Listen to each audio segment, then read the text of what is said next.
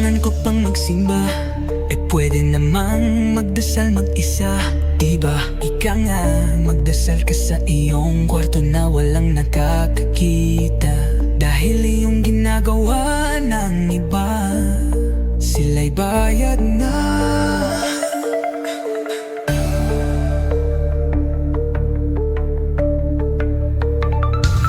Teka, tama nga ba ang paggamit mo ng analogy? Or need mo pa ng explanation nang galing dun sa nakapag-aral ng theology? Huwag na nating gawin itong komplikado. Makinig ka muna sa kakantahin ko. Narinig mo na ba ang No Man is an Island? Now if kaya mo mag-isa ba, you are really one of a kind. Subalit nakadesign tayong makihalubilo, kasi kahit mga hayop, mayroon silang mga kagrupo.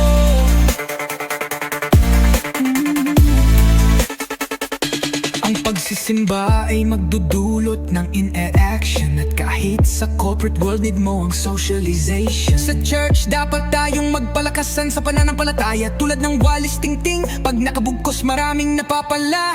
Pag ang uling ay iyong pinagsama-sama, ang maging apoy nito ay hindi ganon kadali maaapila. Katulad ng pag-ikay patuloy sa pagsisimba, your faith is on fire. Marami pa dapat akong sasabihin, I hope these are enough to make you inspire.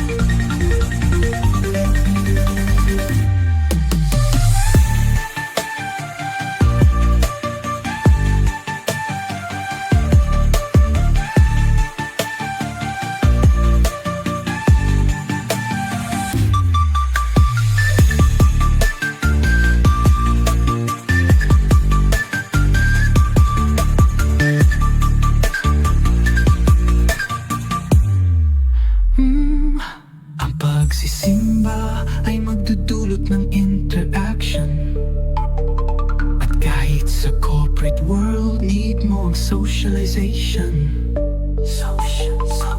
Sa church dapat tayong magpalakasan sa pananampalataya, tulad ng walis tingting. Pag nakabugkos maraming napapala. Pag ang uling ay iyong pinagsama-sama, maging apoy nito ay hindi ganun kadali maaapila. Katulad ng pag-ikay patuloy sa pagsisimba.